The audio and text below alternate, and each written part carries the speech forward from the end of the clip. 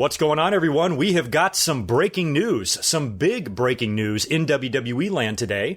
I'm sorry that it took me several hours to get up here and talk about this. Most of you probably know what this news is by now, but just in case you don't, WWE has hired Paul Heyman and Eric Bischoff as executive directors of WWE TV, meaning they are going to put Paul Heyman in charge of Monday Night Raw and Eric Bischoff in charge of SmackDown Live. This news was originally reported, I believe, by Justin Barrasso of Sports Illustrated, later confirmed by WWE on Twitter, and WWE also released a press release announcing these hires. And I want to read this to you here just so we can get an idea of what we're looking at, because when I first saw this news come across Twitter, I was assuming that these were going to be on-air character roles. I was assuming that much like Shane and Stephanie or other members of the McMahon family who have been, quote, put in charge of Raw or SmackDown and were pretty much just like on-air GM roles. And that's what I thought they were doing here with Heyman and Bischoff. But this appears to be a legitimate hire. Like, these are actual positions that WWE created for these guys in order to improve the quality of their TV. And I think this is a big deal. And I'm going to give you all my opinions on that in a minute. But let me read you this press release first. That came from Stamford, Connecticut. WWE today announced that it has named Paul Heyman as executive director of Monday Night Raw and Eric Bischoff as executive director of SmackDown Live. Newly created positions reporting directly to WWE chairman and CEO Vince McMahon. And that's a very important sentence right there. They go on to say, in their executive roles, Heyman and Bischoff will oversee the creative development of WWE's flagship programming and ensure integration across all platforms and lines of business. The creation of these roles further establishes WWE's ability to continuously reinvent its global brand while providing two distinct creative processes for its flagship shows. That is another very important sentence. They then go on to say, with more than 30 years of experience in the sports entertainment industry, Heyman served as president of ECW from 1993 to 2001, securing pay-per-view distribution for the company as well as a national cable television deal with TNN. After his time with ECW, Heyman joined WWE's creative team and is widely credited with helping launch the careers of many current and former WWE superstars. Bischoff is a former WCW president and New York Times best-selling author. During his WCW career, Bischoff oversaw the signing of some of the biggest names in sports entertainment and helped create and develop the NWO storyline. He was also instrumental in securing a television deal for WCW Nitro on TNT and WCW Thunder on TBS. After WCW, Bischoff co-founded Bischoff Hervey Entertainment, a production company that launched TV reality shows and mobile games. So one thing we can take away from this statement right up front is that these are legitimate hires. And like I said earlier, I was initially under the impression that these were going to be on-air roles. And I think a lot of us are speculating if these will eventually turn into on-air roles, and I'm almost thinking they have to. I mean, WWE is announcing this on social media. It will be really interesting to see if they make any sort of announcement about this on TV and how they do it. Like, how are they going to explain that to the audience? Are they going to admit that their creative sucks and they've hired Bischoff and Heyman to head up these two shows and these two brands to help give some consistency to the product? Or are they going to kind of keep it quiet? But I think given the star power of Heyman. Heyman is on TV, don't forget. He is the advocate for Paul Heyman. If he's going to be an on-air role and WWE is going to make a big deal about him being in charge of WWE Raw, isn't that a conflict of interest with him and Lesnar? Or, as I'll probably speculate later on with Brock possibly cashing in on Kofi, what if Heyman is in charge of Raw and Brock is on SmackDown? So I think eventually we probably will see Heyman or Bischoff in the ring. Both guys can cut good promos. If WWE gets desperate and they want to throw all these guys out there and do another big segment with Vince and Heyman and Bischoff sometime in the future, they probably will do that if I had to guess. But at least for right now, these are just backstage creative executive roles. And I think this is a big deal. I think this is a step in the right direction. I mean, you've got the three biggest names in wrestling from the past. You have Heyman, you have Bischoff, and you have Vince. These are the three guys that collectively now, apparently, are going to be overseeing the majority of creative. Now, one thing I think we can take away from this statement and this press release is the very first paragraph when it says they will answer directly to Vince McMahon. So at the end of the day here, nothing is going to change as far as where the buck stops. Everything is going to have to go through Vince. However, I am a little bit surprised and kind of turned off, honestly, by a few of the tweets that I've gotten already from some of the wrestling fans that have absolutely zero optimism for this at all. Now, I understand WWE's creative has been in the toilet. This is why I believe they are making this move. One of the angry tweets that I got when this news broke from someone is they told me that WWE is just doing this as a ratings ploy. Well, duh. What the fuck else do you think they're doing this for? They're trying to improve ratings. They're trying to improve the quality of their TV. That's why these hires were made. That's why these positions were created. And somebody else told me that this is just a move to grab headlines. That's all they want here, apparently. They just want to grab headlines. That right there is putting cynicism ahead of critical thinking. If there's one thing WWE is not hurting for, it's headlines. They've got plenty of those. So that's foolish and just an untrue statement.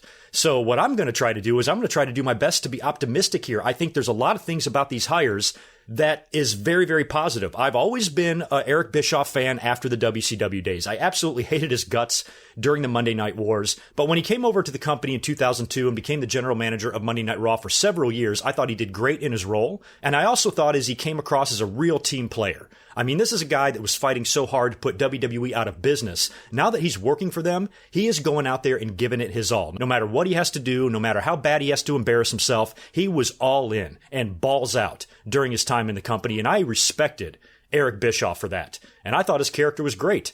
Paul Heyman has been in a creative role in WWE before. He headed up the SmackDown brand for several years there, during the years of Kurt Angle and Eddie Guerrero and Rey Mysterio and Edge and guys like that. He was very instrumental in a lot of their success in WWE. So Heyman has already had a creative role in the company where Bischoff really is not. So I think WWE putting two big wrestling brains in charge of each of their shows can only make things better. I cannot possibly see any scenario where things could be worse.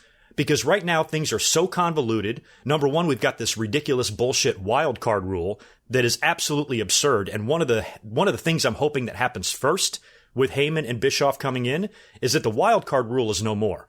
Because I cannot imagine in a million years Heyman or Bischoff being too terribly excited about this concept. They probably think it's just as stupid as all of us do. So I'm hoping that goes away. And if it does, it will be interesting to see how WWE explains that. When Vince McMahon comes out there and just makes some rule, just pulls some rule out of his ass, now they have to implement it and follow it. And it's been a complete failure.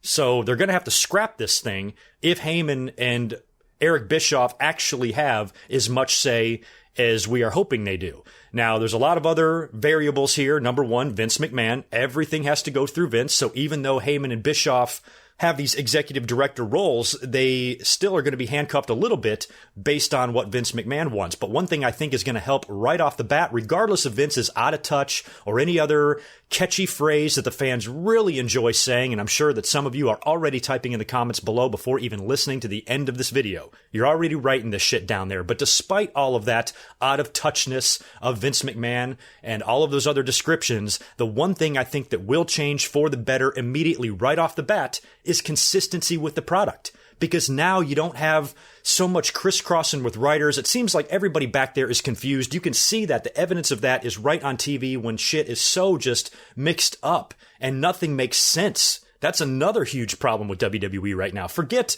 the fact that Vince likes to make stupid little rules and have stupid little ideas. One of the biggest problems is the continuity and the fact that a lot of shit that they do doesn't make any sense. Ever. Like nothing makes sense. Recently, we've seen some good TV. I think the past week of WWE TV was solid. I thought Stomping Grounds was a good show. But it takes more than just one good week of TV for things to turn around. It has to be a gradual process. And same goes for Heyman and Bischoff coming into the company here. Things aren't going to be better tomorrow. This is going to be a slow build, a slow burn. It's going to take some time for Heyman and Bischoff to get comfortable in their roles, to get comfortable working for Vince McMahon, and to make sure they can both handle it. They're going to have to be working for this guy that apparently drives everybody else crazy. So I think these are solid hires. You got Heyman and Bischoff who have both worked with Vince before, and you've got Bruce Pritchard there. You got a lot of good people, I think, surrounding Vince McMahon's craziness, kind of maybe creating the shell around him. And don't forget Triple H. And a lot of people were bringing up Triple H's name, like, why wasn't he in charge of one of these shows? I don't know. And you know what? I don't even give a shit. I don't, it's like that, it's like when the fans complain about certain wrestlers getting called up from NXT before other ones do. Well, what about him? Like, I don't care. I just care about the product getting better. And Triple H has got a lot on his plate. The dude wears a lot of hats. and he is doing a phenomenal job in NXT. Do you really want to rock that boat? Do you really want to spread Triple H so thin that he just cannot do his job effectively? I'd much prefer this. I'd much prefer WWE putting a big-time wrestling brain in charge of each specific brand that they have under their umbrella. And with Triple H in charge of NXT, Heyman in charge of Raw, Bischoff in charge of SmackDown. Some people have tossed out Jim Cornette's name. He should be brought in to run 205 Live, which would just be ridiculous. I don't think, number one, Jim Cornette or WWE want anything to do with each other. And number two, Jim Cornette hates flippy shit. So that makes no sense. I don't think Jim Cornette's coming in, and I don't necessarily think anybody else is coming in major, at least right now. But for what they have here, this is pretty good. Like I said, Triple H with NXT, Heyman with Raw, Bischoff with SmackDown, and Vince overseeing all of it. Along with Stephanie, and I don't know what the hell Shane's doing back there and what role he has. I think this is a really good way of kind of starting to organize your television and your creative direction to where you can start providing consistent content that makes sense. At the end of the day, that's all I fucking want. I am optimistic about these hires. I think this is a good thing. And I think if anybody out there thinks that this is anything else other than a good thing, you've got a level of cynicism to you that just cannot be argued with. So you go ahead and hate this idea all you want. And plus, you got to remember, All Elite Wrestling is out there making a lot of waves. Wrestling fans are ready to crown them the king of wrestling before they've even had their first TV show. And they've got a lot of money to spend as well. And there are a lot of big-time wrestling names, creative names out there that they could grab. Eric Bischoff being one of those guys. So it's a pretty interesting dynamic they have there in WWE. And if you're thinking that maybe WWE hired Bischoff and hired Heyman in these roles to stop them from potentially working for AEW in the future, I don't know. Maybe they did. And that's something else I want to say about Bischoff and Heyman. That based on their careers in wrestling and how long they've been in the business and where they are in their lives, neither one of these guys really needs to depend on WWE anymore, which is a huge thing. It might be a lot bigger than you realize. Bischoff is in a great place in his life. He's no longer trying to have a thriving career. He's an old man. He's retired. He's got plenty of money. He lives in Wyoming. He's very happy. You know, he's taking on this role, but if it doesn't work out, Bischoff will be okay. So basically what I mean here is these two guys are not going to be slaves to WWE. If they are stressed out and they hate this job and they hate everything about it, they're going to fucking quit. Because there's no reason for them to stick around. They don't need the money. They're not dependent financially on WWE. So now that they're there in these roles, yes, they're big roles. Yes, they're going to be very demanding and very taxing. And yes, they are going to be stressful at times. But I don't think either one of these guys are going to allow themselves to get completely verbally, anally raped by Vince McMahon on a day-to-day basis. If they do, they're going to walk. Because they don't need the fucking job. They're not some 29-year-old writer trying to make it in the business that has no choice but to suck the dick of his bosses and his superiors. Bischoff and Heyman will not be in that position. You know, and when you look at the size of WCW, ECW, and WWE in the 90s, in the heat in the middle of the Monday Night Wars, those were really three big, huge, successful companies, and Bischoff had a good head on his shoulders. Heyman definitely did. Heyman is extremely creative in professional wrestling, and I'm glad, probably more so than Bischoff, that Heyman is taking a backstage role. And I'm also glad that Heyman is going to be in charge of Raw, because like it or not, even with SmackDown going to Fox, that is their flagship show, and Heyman has got a lot more experience, I think, to handle that workload with Eric Bischoff going over to SmackDown. And SmackDown moving to Fox is a big wild card in this as well, because we've been wondering how they're going to handle the talent. There's been rumors that Fox has been demanding certain talent, and they want a full, strong roster. They want WWE to be pulling out the big guns. I'm inclined to believe that Bischoff and Heyman's jobs are going to keep the brand split intact.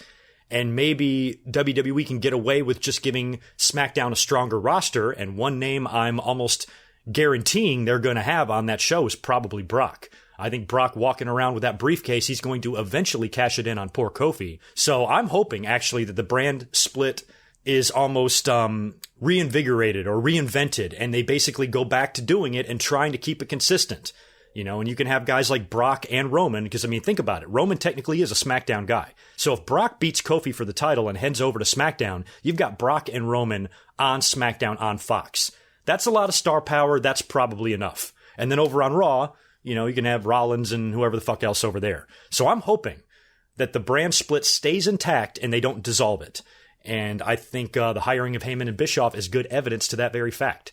So I'm excited for this. I'm really happy. I think this could lead to good things down the road. Unlike most wrestling fans, I'm patient and I understand that not everything is going to happen tomorrow. Most fans don't even want everything tomorrow. They want it yesterday. That's how much patience they fucking have. But I'm willing to give these guys a few months and see how it goes. They have to get into these roles. They have to find their niche, find their groove, figure out how all of this is going to work, and nothing happens overnight. But I think this is a step in the right direction, and I think it's positive, and I think it's definitely going to help with what we see creatively on TV. Some crazy Vince McMahon shit, some of that stuff's not going to be able to be dealt with. You know, Vince, at the end of the day, he has the final say. So there's some things that just aren't going to get better, but I think there are some things that will. So there you go. I do not have much more time to talk about this. I got to get out of here and get to work. But let me know all of your comments on the situation down below and what you think it's going to mean. I may be up here on Saturday to do a live stream. I've had a lot of videos coming up in the past few days. I've got 3 brand new ones up on the channel now. If you have not visited my channel in the last few days, if you want to check them out, I'll put links to them in the top right-hand corner there. I proposed a new WWE pay-per-view schedule a few days ago. I also discussed Seth Rollins' comments on Jon Moxley's